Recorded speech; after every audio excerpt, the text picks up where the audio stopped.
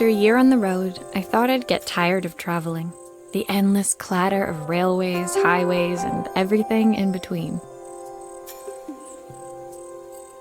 But as my train pulled into the station at Bellariva, I felt every bit as excited as the first day of my journey. A whole year. It felt like a lifetime. The places I'd seen, the people I'd met, of course, the forgotten treasures I'd given a new lease of life along the way. I'm a restorer by trade. Bringing our most beloved possessions back to life is what I love to do. I'd been traveling for months, working my way from one town to the next, fixing everything from family heirlooms to VCRs. Bellariva was my chance to take a break. Unfortunately, that would have to wait until after I'd unpacked.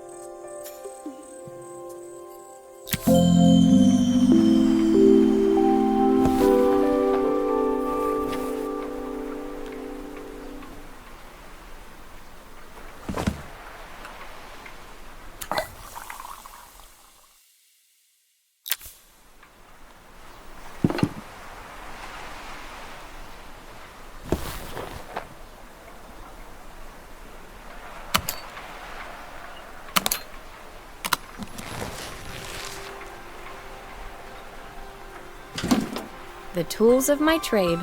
No hope of restoring things without these.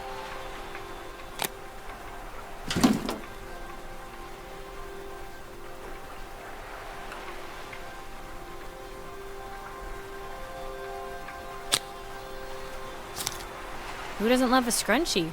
Practical and stylish.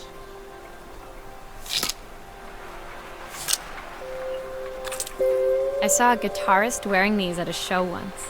Rock and roll repair woman, at your service.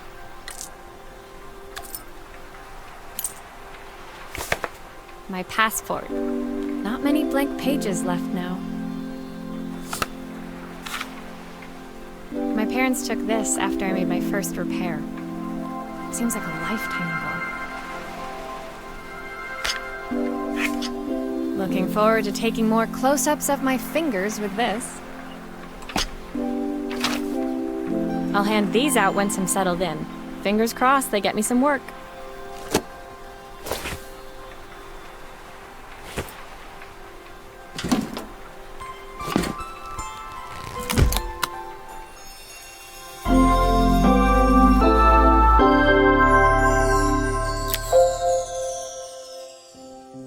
Finally, I'd made it to Bellariva. I'd come for the food festival, taking place in a few days' time. After living off TV dinners and instant ramen for the last few months, I was craving a decent meal. Of course, I'd need to earn enough money to pay for it, so I figured I'd head out the next day and find some work. My parents never wanted me to go. They wanted me to stay in their shop and have a simple, stationary life. I knew there was a world out there, beyond the four walls of our antique store, that I had to be a part of. I daydreamed constantly about the weird and wonderful places each of our antiques came from. I loved figuring out their stories, revealing the memories hidden beneath the screws and wires. My story in Bellariva began with a little girl and a voice she was longing to hear.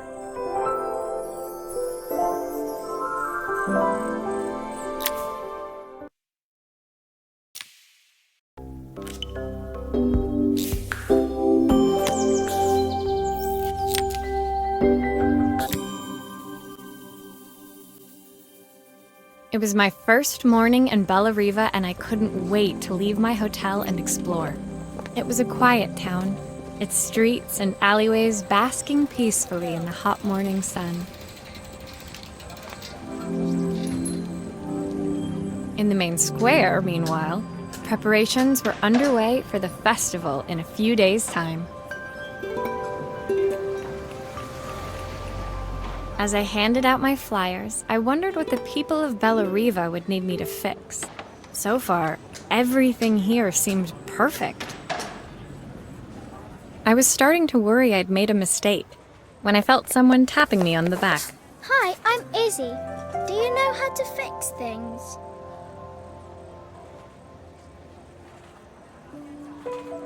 It was a little girl, maybe 7 years old, who must have gotten hold of one of my flyers. She rummaged around in her backpack until she hauled out a battered red cassette deck. My tape is broken and I can't make it work anymore. I tried to fix it myself, but there's this metal thing in the way. Can you try?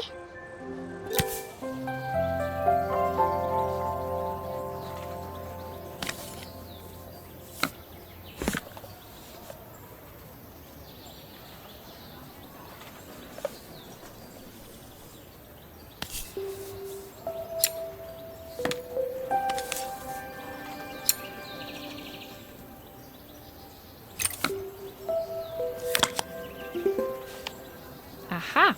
Those batteries look like they need replacing. Luckily, I have some spares.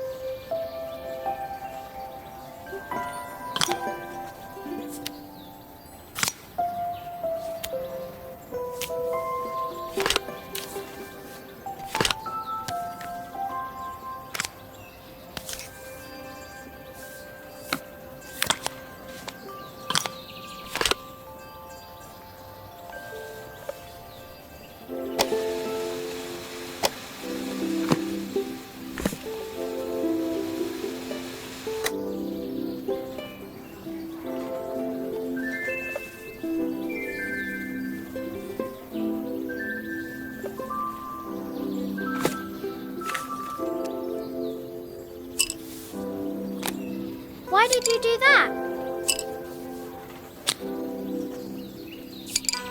How did you do that? I didn't see.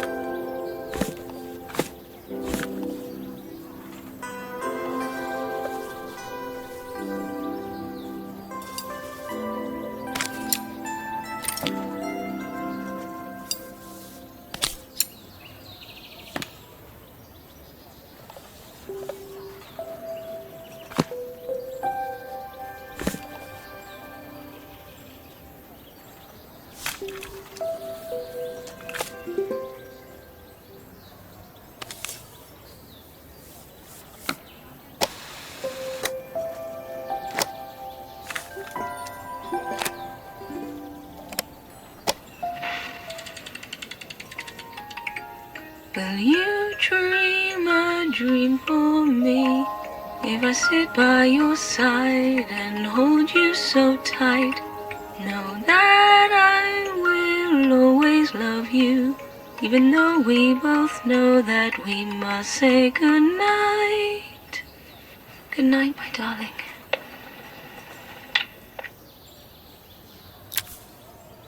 When it finished, Izzy picked up the tape deck and tucked it carefully into her backpack.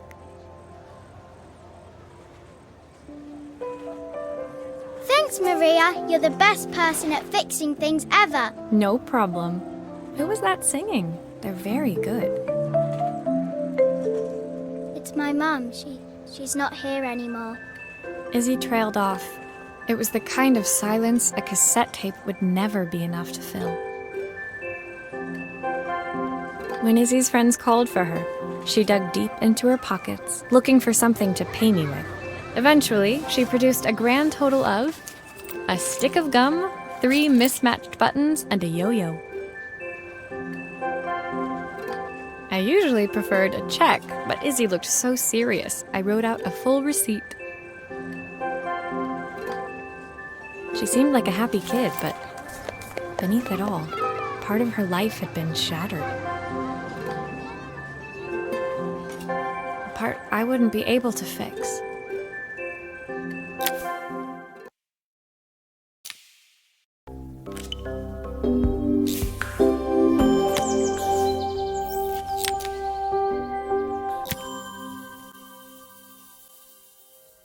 My first repair complete, I spent the rest of the day doing small jobs in and around the square. I was exhausted when I got back to my hotel and found a message asking me to make one more visit. The address led me to a quaint little house, a stone's throw from the beach. Bathed in the evening light, it looked beautiful, in spite of its flaking paintwork and chipped tiles. The front door was opened by a harried-looking man, still dressed from a long day at the office. Are you Maria? My name's Joseph. I'm Isabel's father. I'm so sorry she bothered you this morning. Please, come in. I'd like to settle up properly. On the mantelpiece, I saw the remains of a broken statue. Without thinking, I picked up a fragment. Ah, my father's statue. What's left of it, at least. Yet another way I'd have disappointed him. It survived 100 years in this family. But 5 minutes with Isabel and... Do you think you can salvage it?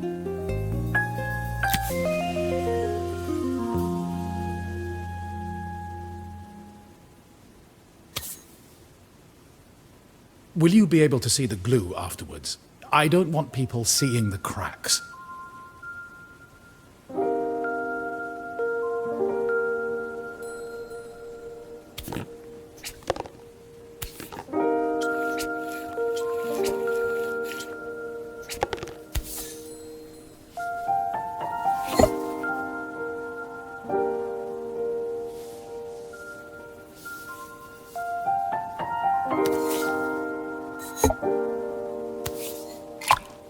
Sometimes I think my daughter should come with a warning label.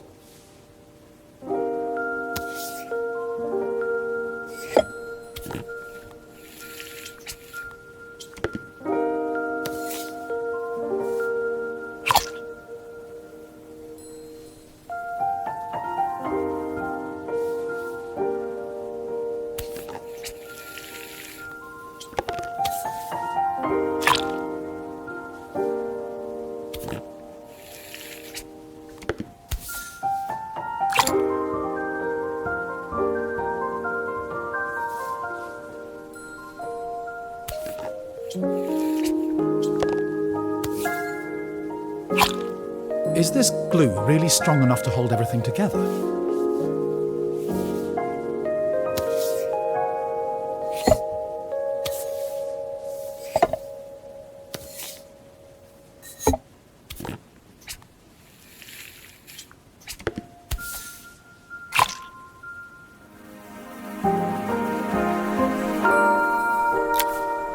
Thank you, Maria. It looks as perfect as it ever did.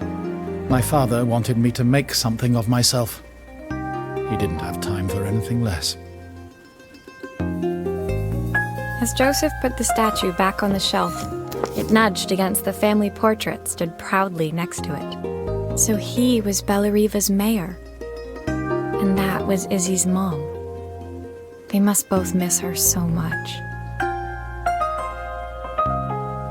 Sorry, I'm a little tired. I've been working late getting things sorted for the festival. There's only a few days to go. Looks like I'll be working late. Again. When I told my parents I wanted to leave, they always found an excuse to be busy. to avoid talking about it. I guess keeping themselves occupied was their way of pretending it wasn't happening. Joseph's work must have been taking up so much of his time. But maybe that was what he wanted. I just hoped he was finding enough time for Izzy, too.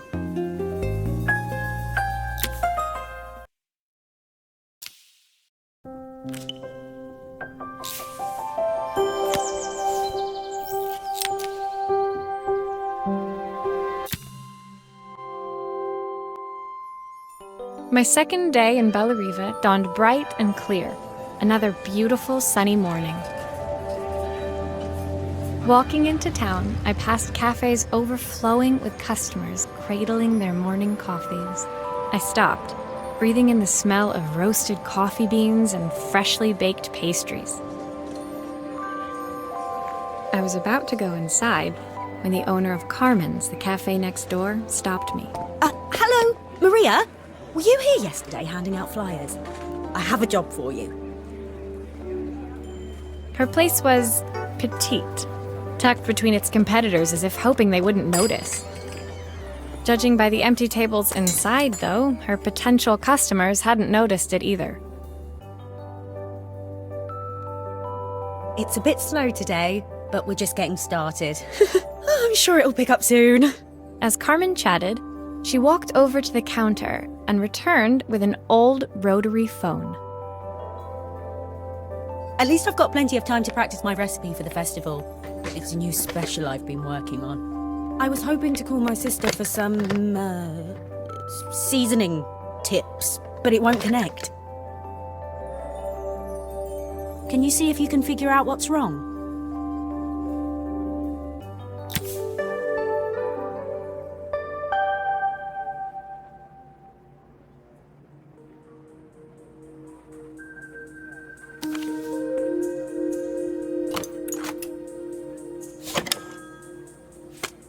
You can fix it, can't you? I can't afford to replace it.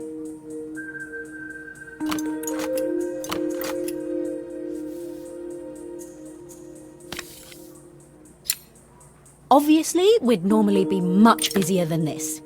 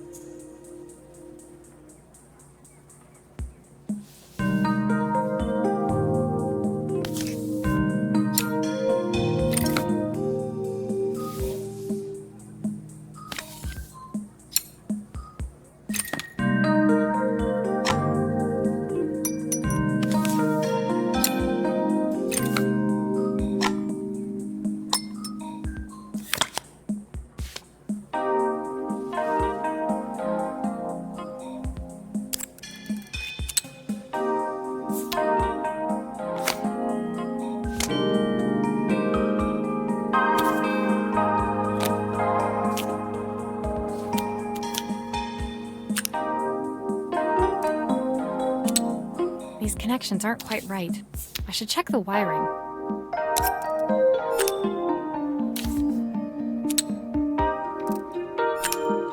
Looks like this new circuit board is all hooked up.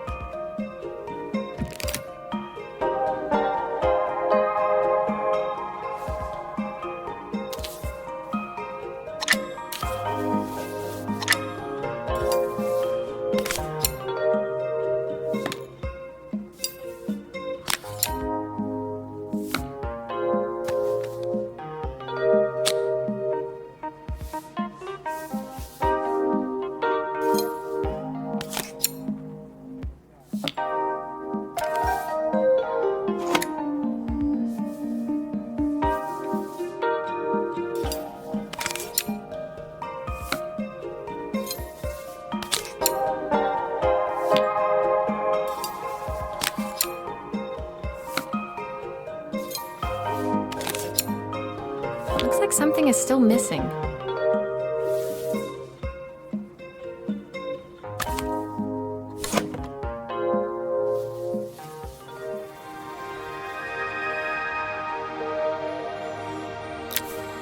When I handed the phone back to Carmen, she seemed almost reluctant to take it from me. So it's all working now, is it? I don't have to leave it to dry or let it cool down? Nope, it's ready to go. It'll be ringing off the hook in no time. That's if I can pay my phone bill, anyway. And the rent, and the suppliers. Anyway, take a seat and I'll be right with you. Your coffee's on the house. I sat at one of the empty tables, while at the counter, Carmen had started dialing the phone. As she talked, Carmen became more and more tense. This didn't seem like a call for some cooking advice. I know I still owe you from last time, but I can't afford to take part in the festival if I don't pay. I could almost feel the eye roll at the other end of the line. You don't need to be here, though. Can't you just put the check in the post? When the call ended, Carmen brought me my coffee, her hands trembling. Sorry about that.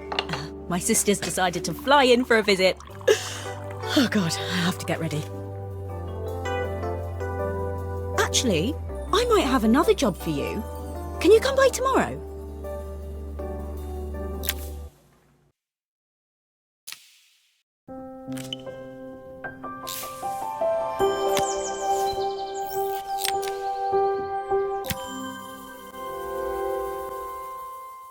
The next day, I'd promised Carmen I'd return to help her get the cafe ready for her sister's arrival. I was about to set out when I received an unexpected call from my hotel's reception desk. Apparently, another guest had asked for me by name. Curious, I took the creaking elevator up to the top floor and made my way to the room number they'd given. I knocked. You hear? The woman in front of me was immaculate. Not a hair out of place or a crease to be seen. My sister tells me you know how to fix things. I'd usually go to an expert, of course, but in this town...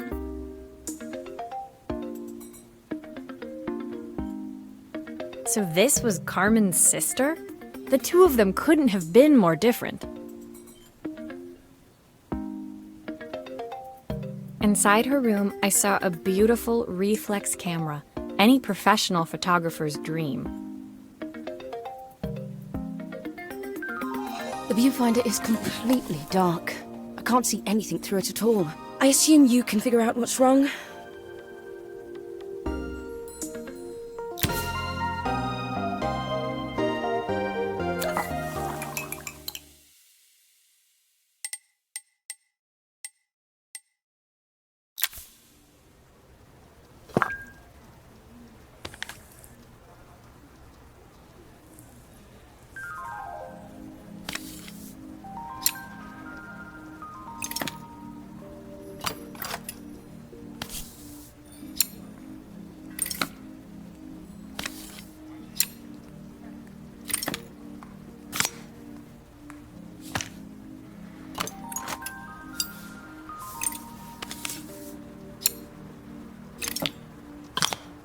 I don't suppose you've fixed anything this valuable before.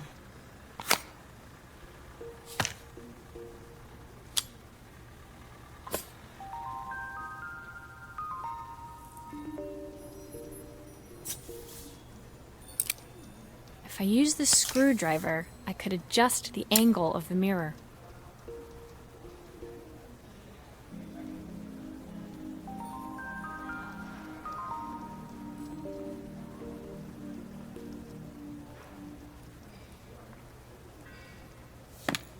Perfect. Now the viewfinder should be working.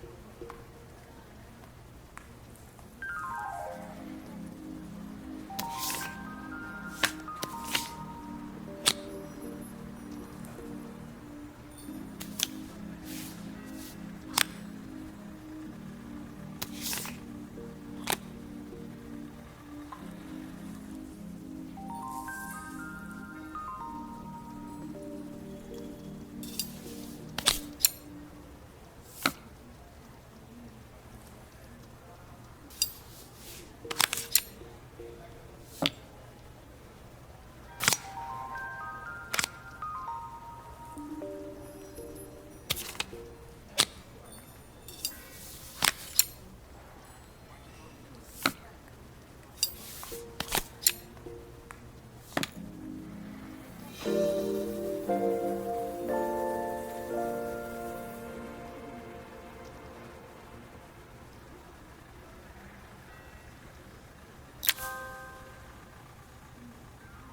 felt a pang of envy as I handed the camera to Helena. I put my disposable to shame. I picked it up on my first trip to Paris. It's a 1958 limited edition, the first of its kind. It cost me 3 months' salary, but it was worth it. I had no idea what 3 months' salary meant to Helena, but I was pretty sure it was more than I could afford. It was strange, really, that we were even staying in the same hotel. I'd picked this place because it was cheap and cheerful, but surely she could afford somewhere better?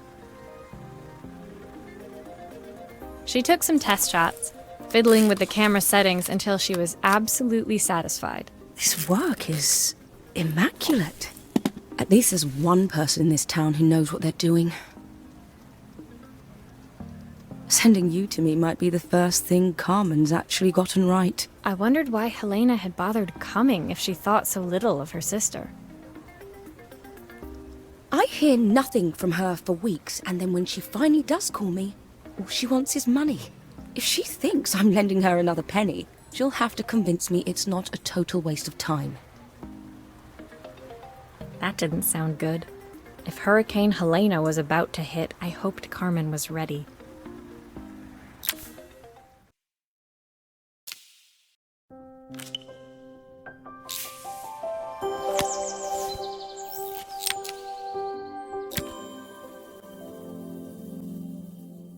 The sun was setting over Bellariva by the time I reached Carmen's cafe. From the outside, it looked as quiet as ever, but inside, I found Carmen cleaning like her life depended on it. Maria! Oh, don't mind all of this. If Helena finds one speck of dust in here, I'll never hear the end of it. Carmen seemed pleased to see me, but I sensed the fidgeting tension beneath each sweep of her mop. Trying to live up to the standards of someone like Helena seemed like an impossible task. I hope you didn't mind fixing the camera for her. She was furious when it broke. I really need this to go well. If she doesn't lend me the money, I don't know how long I can keep this place going. Carmen led me to a back room, where she'd laid out the components of what looked like a neon sign. I had this made when I first opened the cafe, but I'm hopeless with electronics. So there was supposed to be a sign outside. This might explain the lack of customers. I'd like to put it up before Helena gets here. Can you give it a try?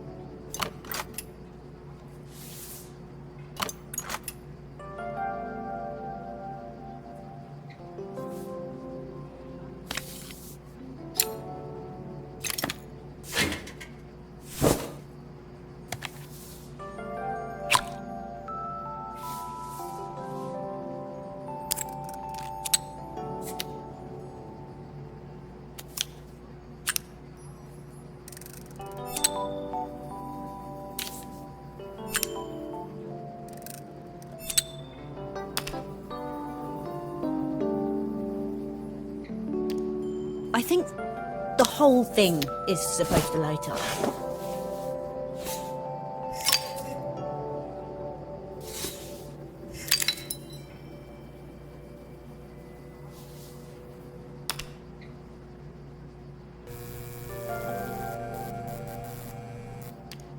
I don't know, it's a bit, flat. Maybe if it flashes, it'll really catch people's eye. Great idea! I think I have a spare part that could do that.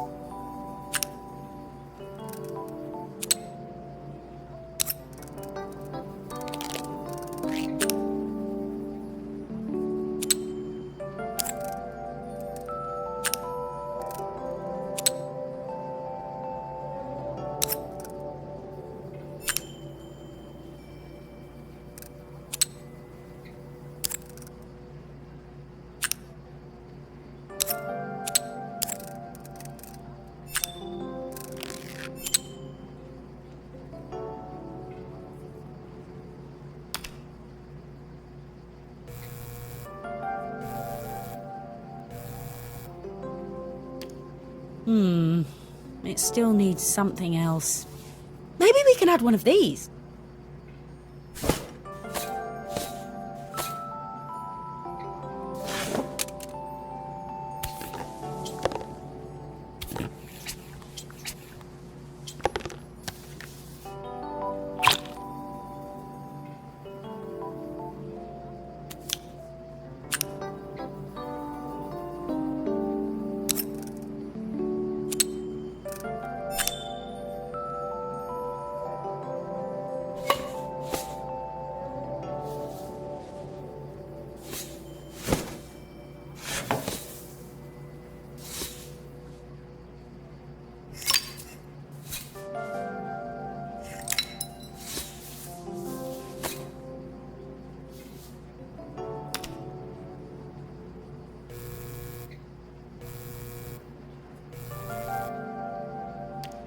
It works! I'll screw everything together again and you'll be set.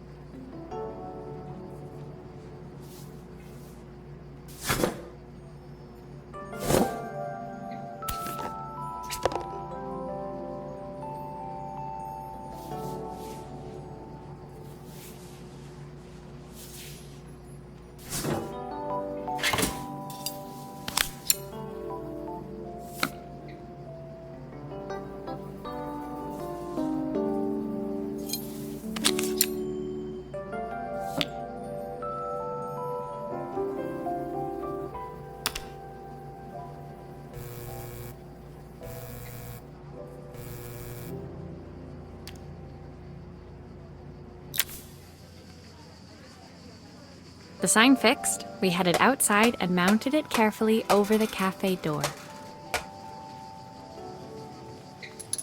Oh, that's perfect, Maria. It looks just how I imagined it. When I had this sign made, it all seemed so simple. Oh, I can't believe I might have to give it all up. I hope I've done enough.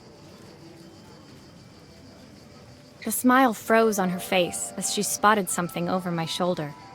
I turned to see. Of course, my sister owns the only cafe in this entire town that isn't actually open. For better or worse, Helena had arrived. Carmen opened her mouth to explain, but Helena swept indifferently past her. Finally pausing in the doorway, she turned back towards Carmen. The first thing we're doing is getting rid of that hideous sign. And with that, she disappeared inside. I hoped Carmen's chances of saving the cafe hadn't disappeared with her.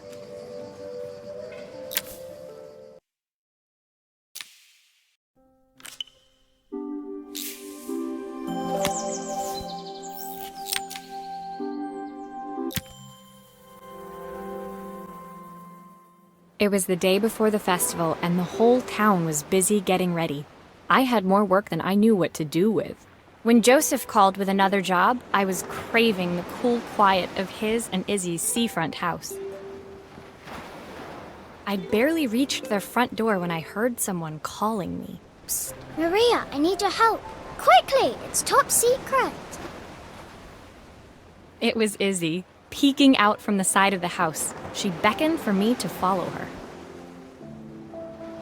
She led me through to a beautiful, unruly garden overflowing with flowers of every color. Nestled among them was a playhouse, its doorway almost completely obscured by a towering rose bush. You have to squeeze past it and breathe in real small, like this. Izzy took in a big gulp of air and crawled through the gap and into the playhouse. I hadn't planned on crawling in the dirt today, but the life of a repairwoman never did run smooth. On the table inside, there was an electronic toy.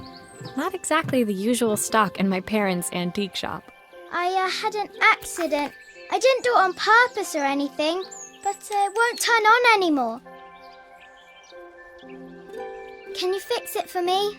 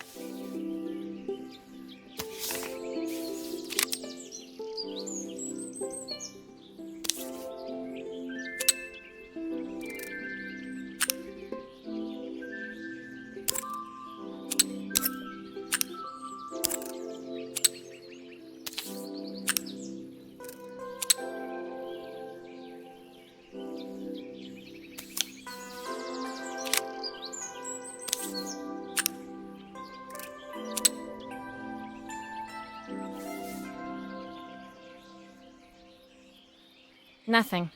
Maybe there's an issue with the battery.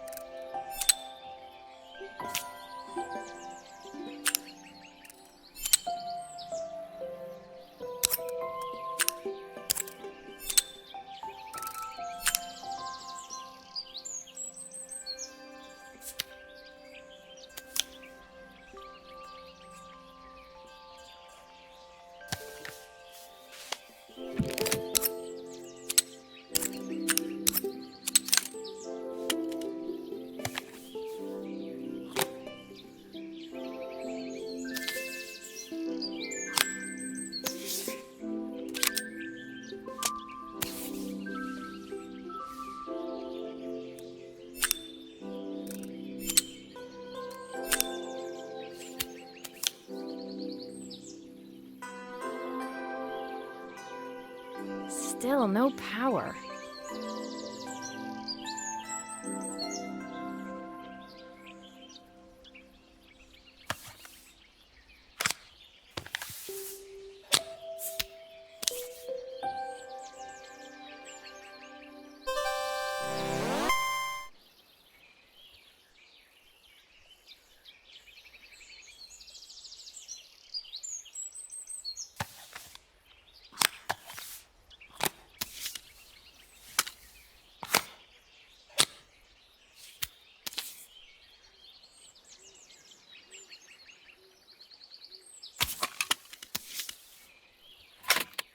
Do grown-ups play games as well?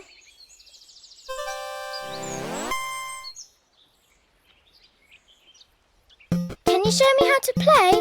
I tried before, but it was so hard.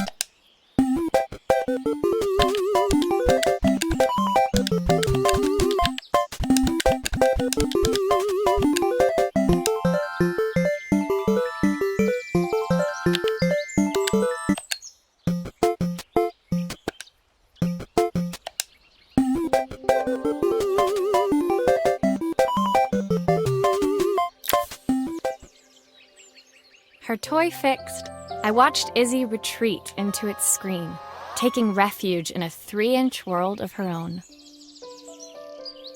Well, I'd better head inside. Your dad is waiting for me. Please don't tell him about the game. He'll think I broke it on purpose. Why would he think that? Because, well, I kind of dropped it really hard at the wall. Izzy looked down, scuffing her shoes on the worn floor of the playhouse. My dad said I have to go to this stupid festival tomorrow and put on a stupid dress, and I don't want to. All he cares about is working. He never wants to see me unless it's for his job. I'm not going. He can't make me. With that, Izzy dove back through the rosebush and disappeared into the wilds of the garden. She was so young. She couldn't be expected to see that her dad was struggling too. It made me think, had I really tried hard enough to understand my parents' point of view? I was so focused on the adventures ahead of me, maybe I didn't care enough about leaving them behind.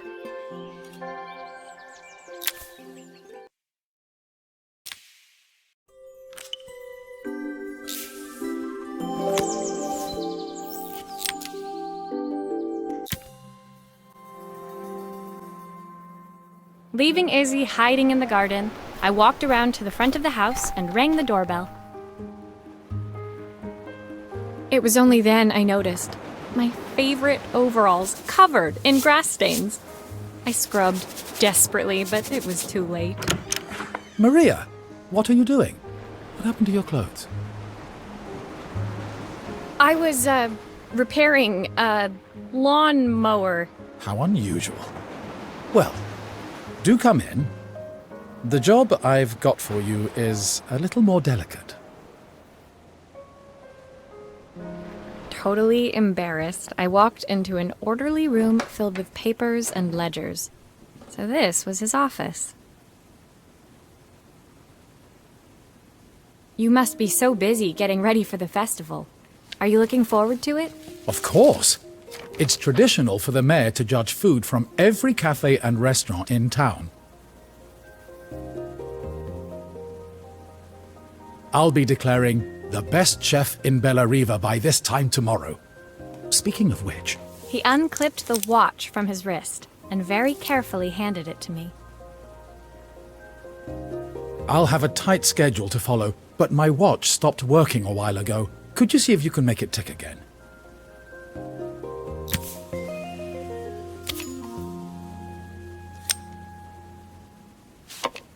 Are you sure it will all fit back together?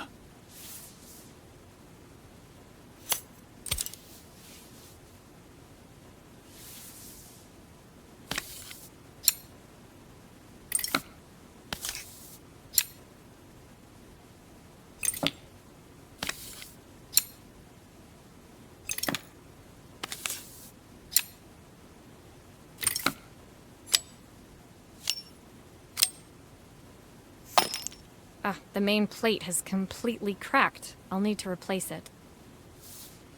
The cogs look good, though. If I'm careful, I can reuse those.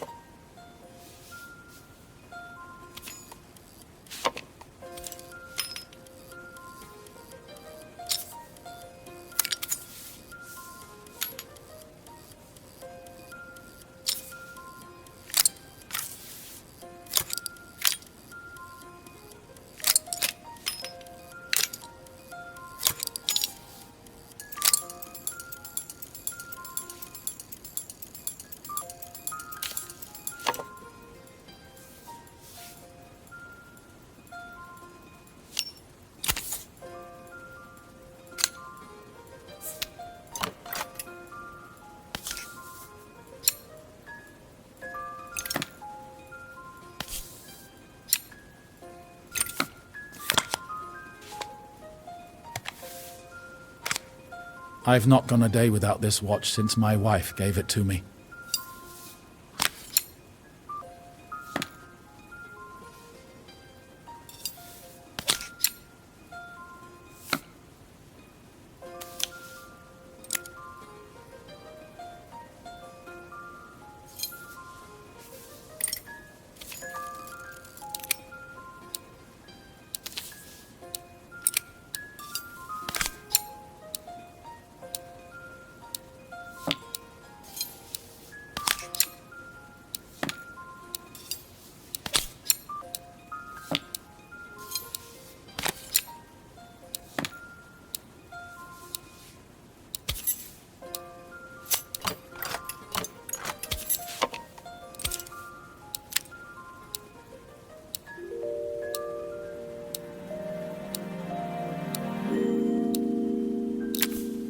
As I handed the watch back to Joseph, my fingers traced over the engraving on the back.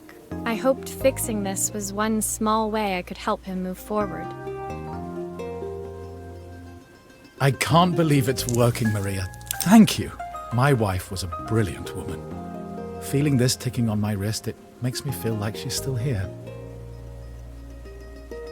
Watches measure minutes and hours like they're infinite. I didn't know we had so little time. Even with Isabel. Just then, Watches measure minutes and hours like they're infinite. I didn't know we had so little time. Even with Isabel, I barely see her. And when I do, she acts like she hates me. just then, the phone rang. Even when he was at home, his work was never done. Sorry, Maria. I have to take this. I'll see you at the festival tomorrow. As I left, I turned and saw him pacing the floor of his office, his watch glinting in the afternoon sun. I hoped its quiet ticking would at least bring him some peace during the busy days to come.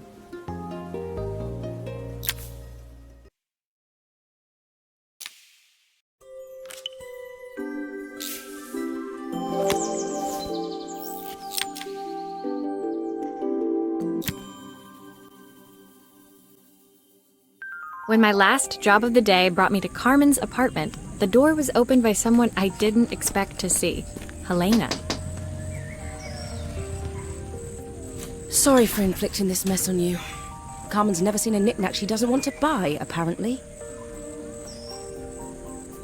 Carmen's apartment was a little chaotic, but totally charming. It was easy to imagine her living in a place like this.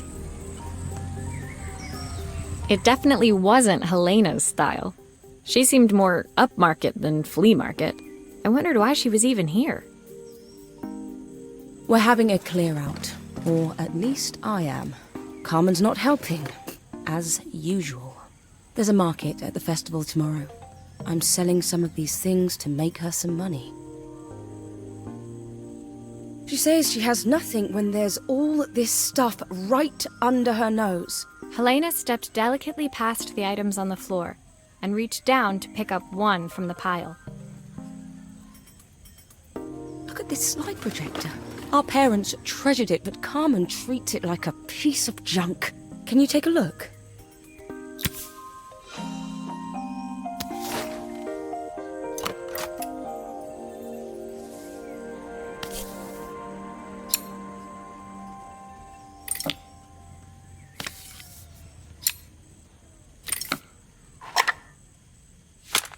Oh, typical. Carmen's even managed to get a slide stuck in here.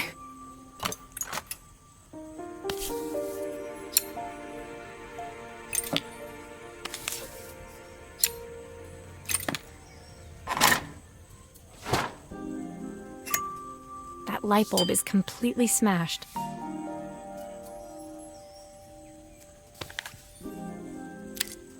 Okay, I'll need to redirect the light to the lens at the top for the projector to work.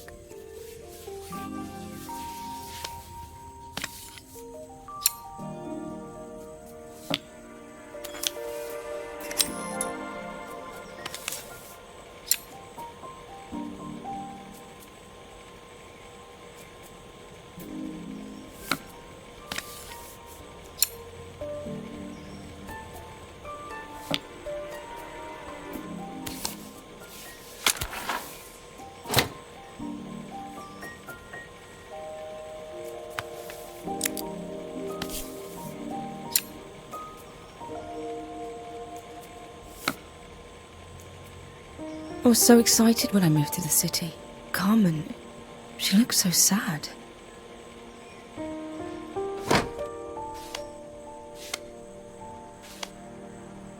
Here's the clicker you'll need to attach.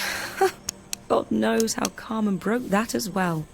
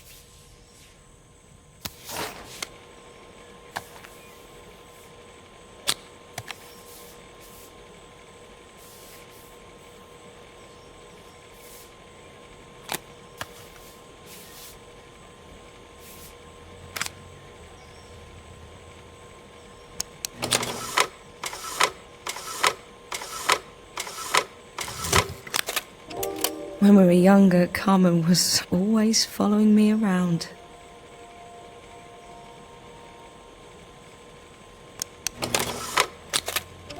I suppose she looked up to me. A cool older sister.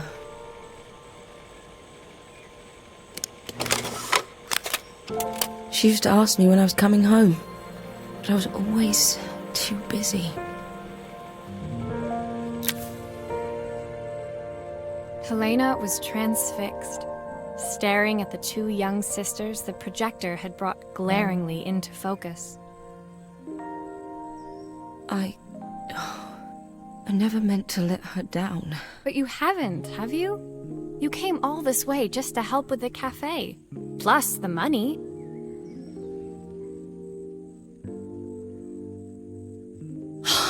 That's the problem. There is no money. I lost my job a few months ago. My savings are almost gone. I have nothing. Carmen thinks I'll throw my checkbook at her bad decisions and make them okay. But I can't. Not this time. You know, the funny thing is, I came here wanting to tell her the truth. But she's so infuriating. How can I ask her for help when all she cares about is herself? Helena fell silent, shrinking under the gaze of her younger self, projected onto the wall. We drifted so far apart when I moved away. It felt like the only thing keeping us together was my bank balance. I know I have to tell her the truth. It isn't fair. But I already lost everything else. What if I lose her too?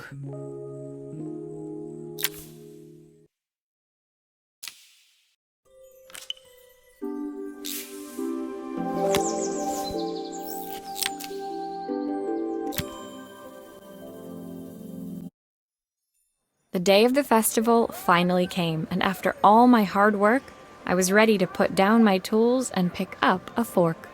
The smell as I entered the main square was incredible. Each stall was selling food even more delicious than the last. The competition would start any minute. Most stall holders were waiting anxiously for the mayor to pay them a visit. All of them, that was, except Carmen, who was still frantically chopping vegetables and stirring pots. Maria! Thank God you're here. Can I ask you the world's biggest favour? Helena was supposed to help me run the stall today, but she never turned up. Probably too ashamed to show her face. I can't believe she lied to me. Carmen was stirring so furiously she was in danger of tipping the pot over altogether. The mayor will be here any minute for the judging, but I'm almost out of my special. She wasn't really going to ask me, was she? Not on my day off. I have a stove ready to build and everything. Can you set it up and make me a spare batch?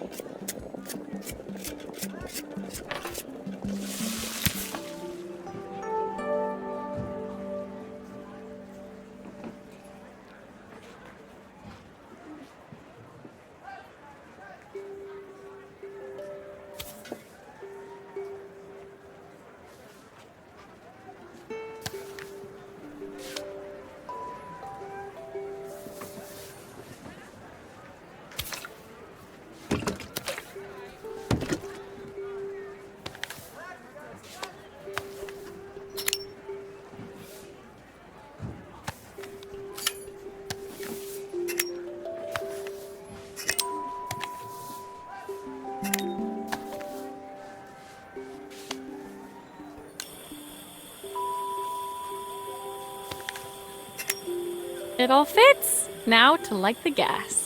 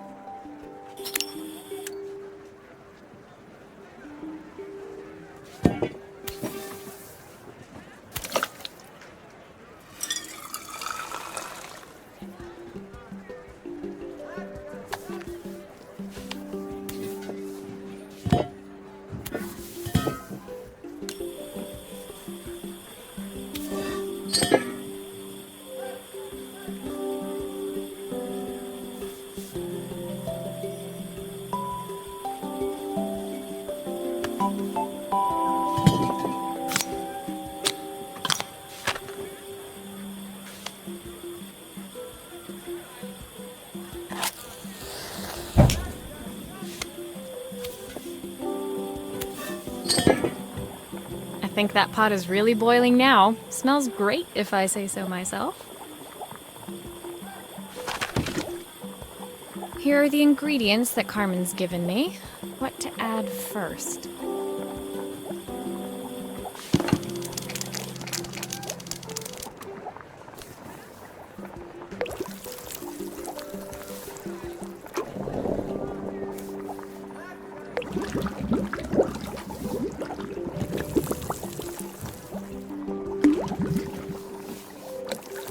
That looks good. I'll scoop a spoonful when I'm ready to serve.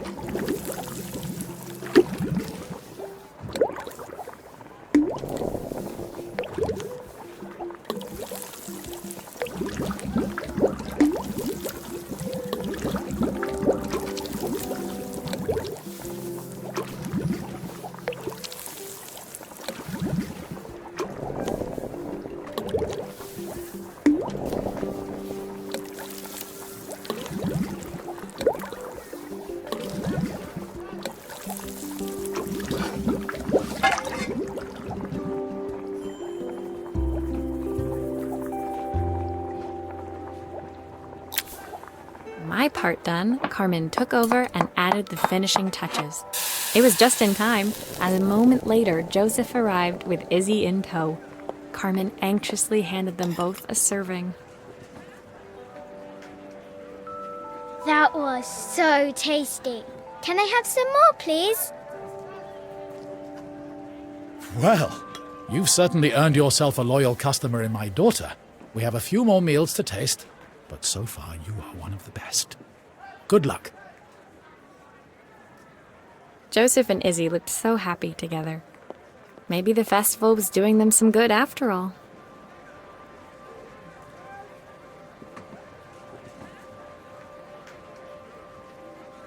Carmen, on the other hand, seemed annoyed. But why, when it had all gone so well? I wish Helena was here to see this. She's so convinced I'll never succeed at anything. She wants what's best for you. She's just not very tactful about it. Yes, I know. Even when I was a kid, she pushed me when no one else did. I just wish she hadn't lied to me. But then, I've asked so much of her over the years. I never stopped to think how much she actually had to give.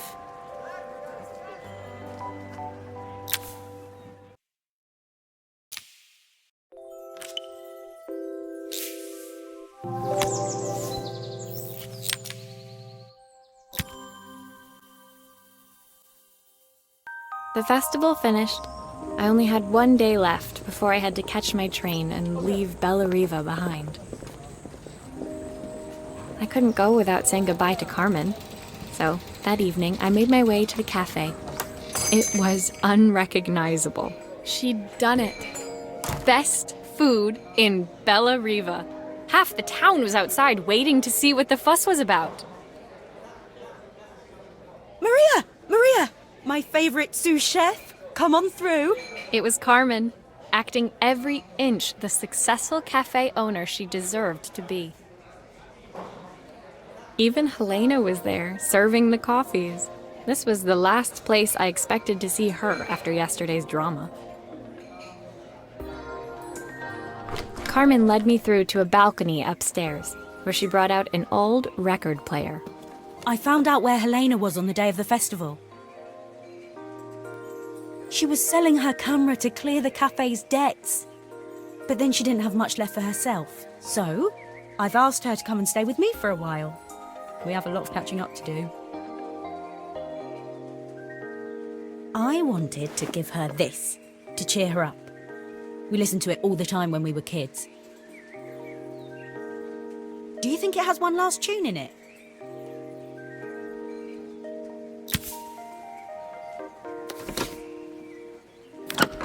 Okay, let's see what happens when we turn this on.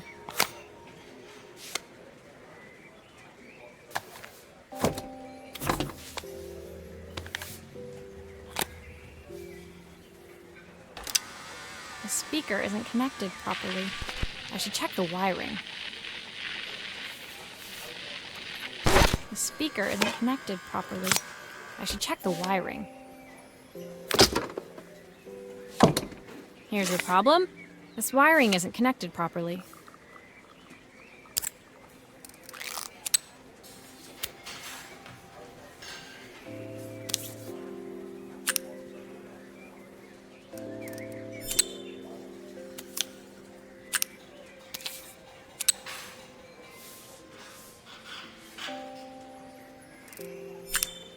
If I turn the volume up, I should be able to hear it now. I think that should do it. This record should play beautifully.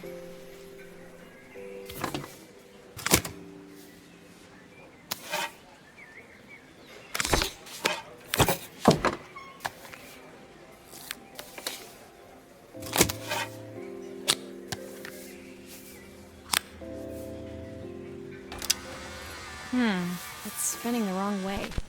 How can I get it to play in the right direction? It must be to do with the motor. Let's see if one of these spares can turn things around.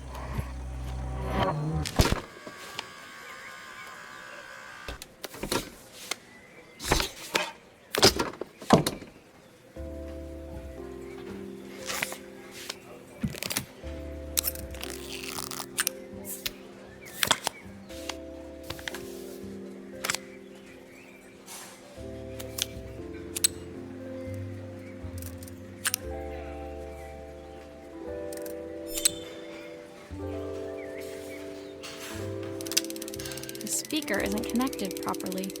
I should check the wiring. The speaker isn't connected properly. I should check the wiring.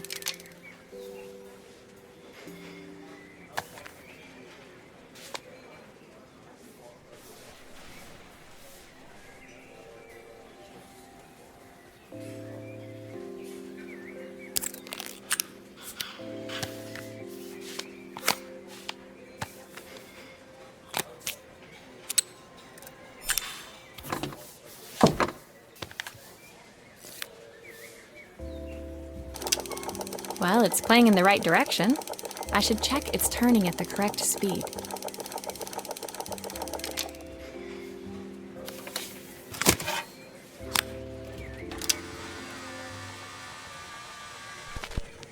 What will remain of these days? The sweetest words are there.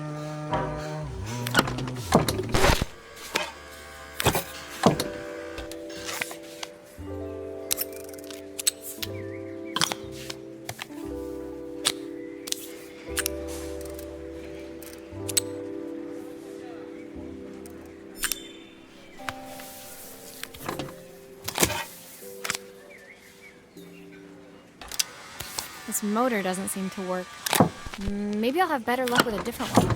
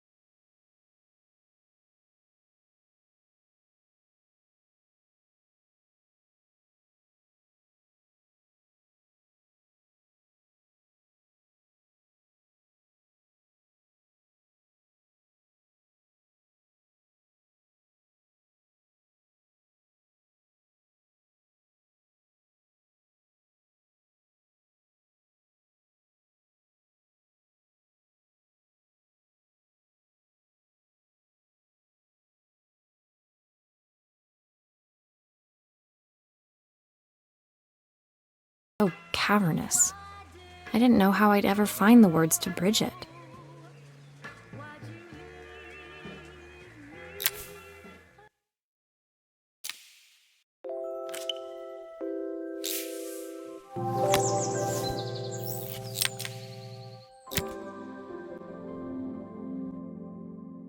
My final morning in Bellariva, I received one last call out to Joseph and Izzy's house. I knew I had to pack, but I figured I could squeeze in one final job before I had to leave. When I arrived, I found Joseph tidying up his wilderness of a garden. The playhouse was already cleared.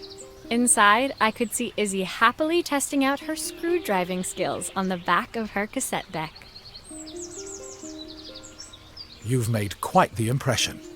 Izzy, tells me she's going to be a repairwoman like Maria. I'm sure she could be anything she wanted if she put her mind to it. She could. She's a brilliant child. Spending the day with her at the festival, I haven't had so much fun in ages. I wanted to give her something before she starts to forget. Inside, the house was transformed, flooded with light and the sounds of the garden. It felt alive again. This would be my last repair in Bellariva, but it felt like it was the house that had really been restored. It's a music box.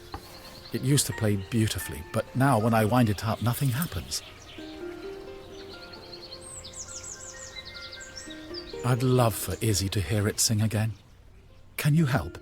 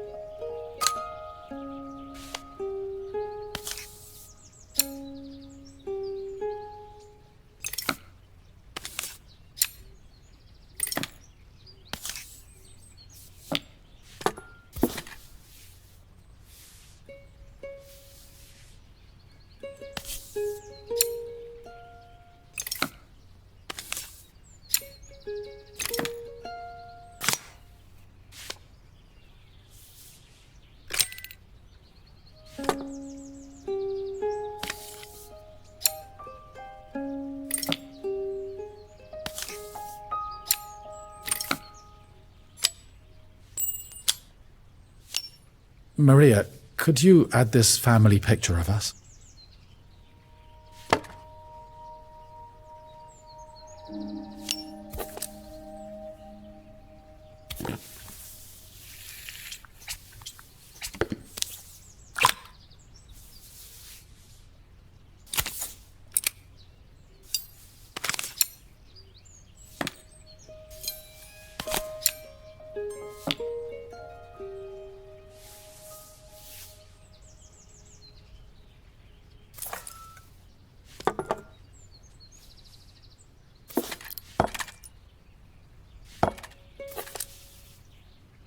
This mechanism is completely broken. I'll need to take it all apart before I can fix it.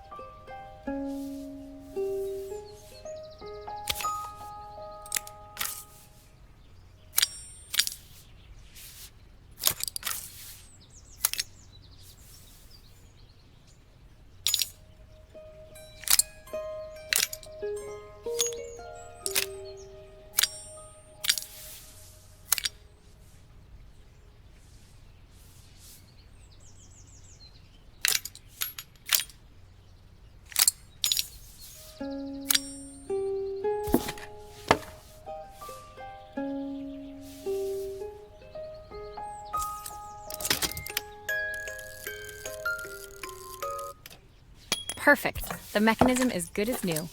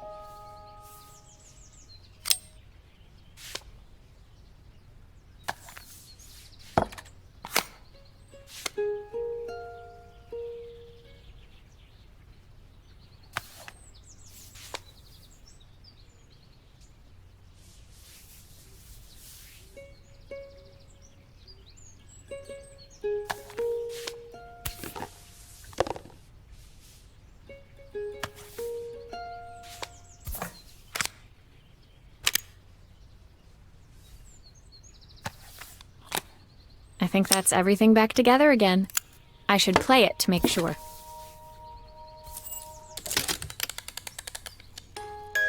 My wife used to sing this song to Izzy each night before bed, but I always worked too late to join them.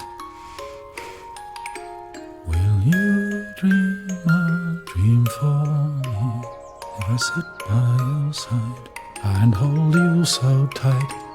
Know that I will always love you, even though we both know that we must say goodnight.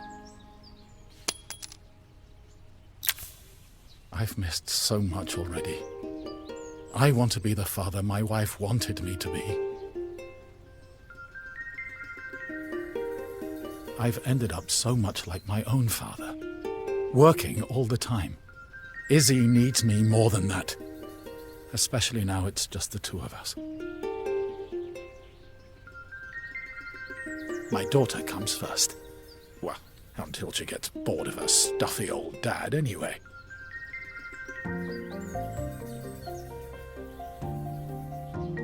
I'll never ever get bored of you, Dad. Izzy came running into the room where Joseph scooped her up and onto his shoulders. She gazed at the music box, her eyes shining. I'd never seen her look so happy. Thank you, Maria, for everything. The things you fixed for me. I'm so glad to have them back. Joseph was a good father, and I could tell he was determined to be an even better one. When it came down to it, that was all any of us wanted. A second chance to make something right. My time in Bellariva was almost over, but before I left, I knew there was something of my own I needed to fix.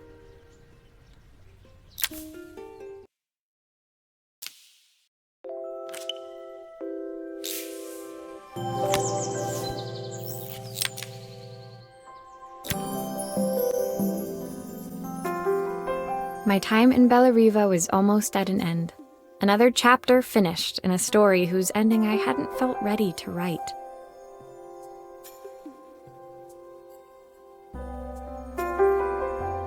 The people I'd met, the items I'd restored, they'd taught me so much about what was really important.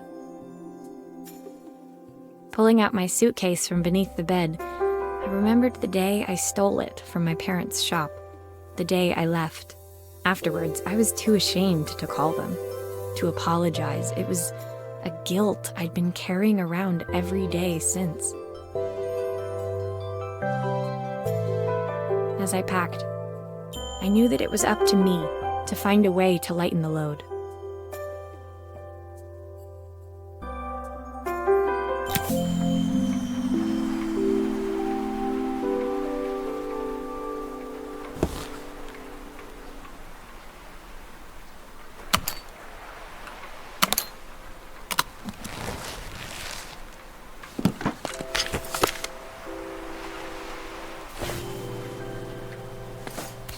Helena gave me these designer shirts. Not sure I'll pull them off as well as she does. Izzy gave me this in exchange for my repair manual. She'll be a pro in no time. My train ticket. I can't believe it's time to leave Bellariva behind.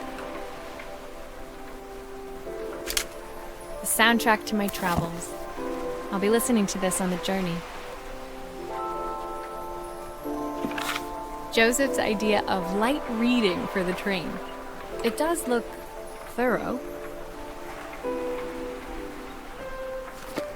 My parents would love Bellariva. Maybe I can convince them to make the trip. The recipe for Carmen's special. I'm under strict instructions to guard it with my life.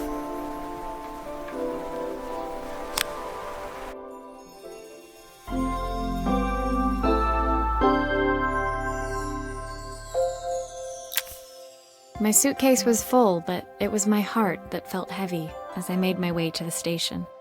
I was sorry to be leaving Bellariva behind, but I hoped that in my own small way I'd made a difference. Helena and Carmen's reunion was possible because they'd learned to overcome their differences. Joseph had realized he shouldn't let his grief or his work get in the way of his relationship with Izzy. They'd each learned to see things from someone else's perspective. Maybe it was time I saw things through my parents' eyes.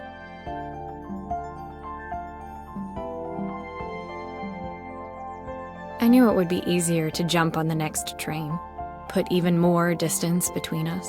But I finally felt ready to talk to them. I just didn't know if they would feel the same. Did I even remember their number? I wasn't sure until I reached for the phone and it all came flooding back.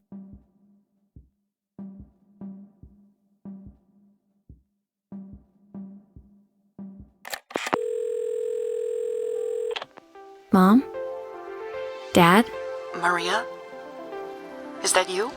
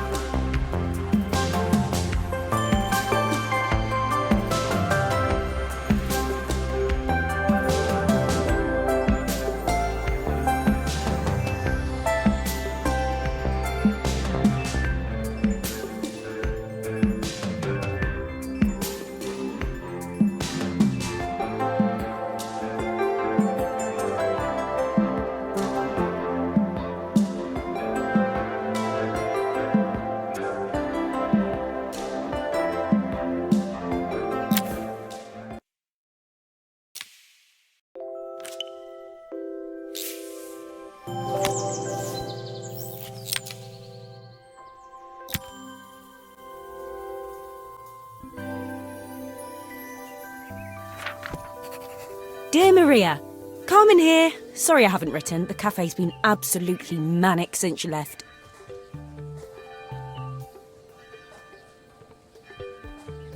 Luckily, I have Helena here to help.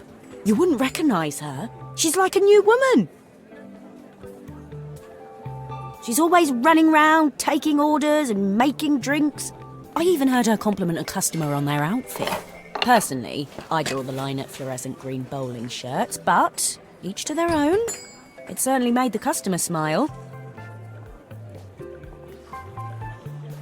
She misses the city, though. Bellariva's many things, but it's definitely not as chic as she'd like. She said there was a coffee shop near her old apartment where they made coffee with a shape drawn on top. It got me thinking, I'm an award-winning chef. I can figure out how to put a leaf on a cappuccino. A bit of cosmopolitan coffee might be just what Helena needs. Of course, ordering a new coffee machine was the easy part. I wish you could have seen the mess I got into trying to put the thing together.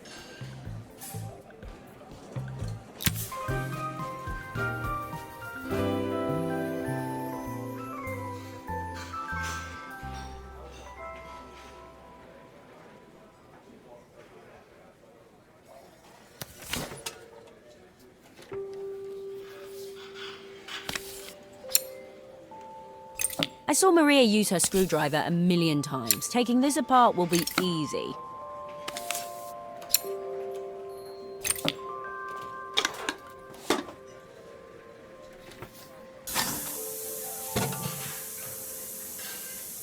These pipes look pretty simple. I should start with them.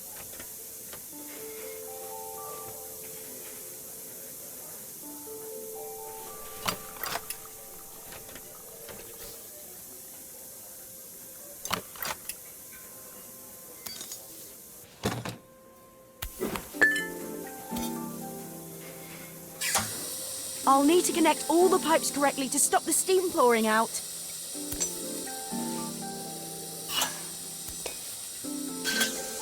Why is there so much steam? That can't be right.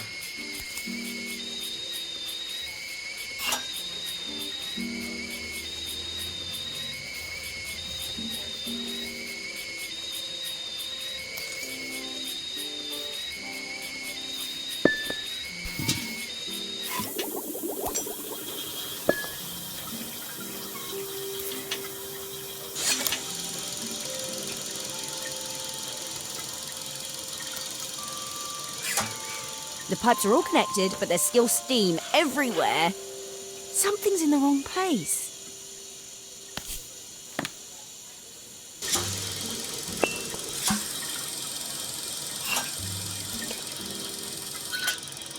Finally, no more steam.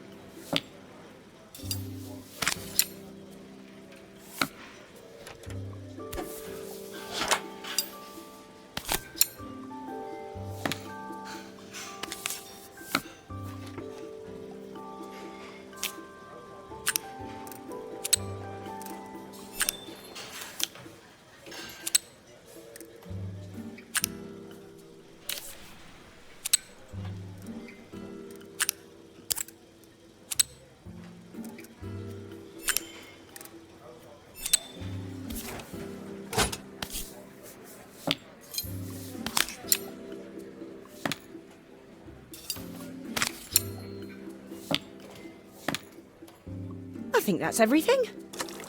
Better test the buttons, just to make sure. All done. Piece of cake. Time to make my first coffee, I think.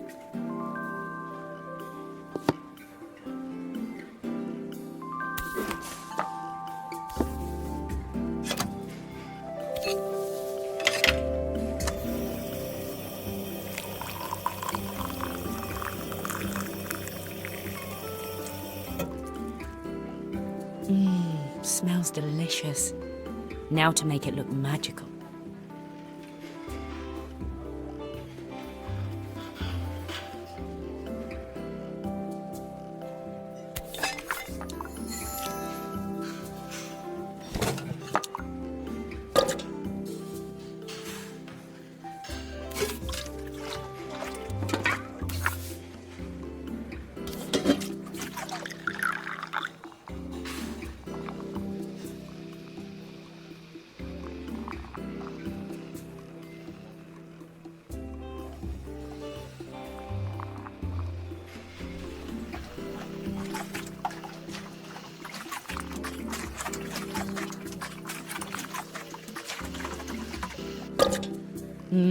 A perfect coffee. All it needs is a saucer and a couple of Helena's favourite biscuits.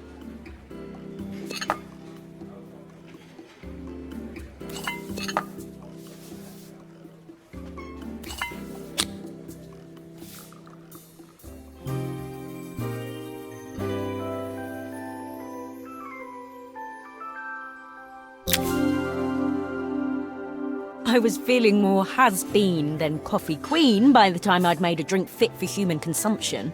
It looked a bit, postmodern, but knowing Helena's refined tastes, I hoped she'd think it was intentional.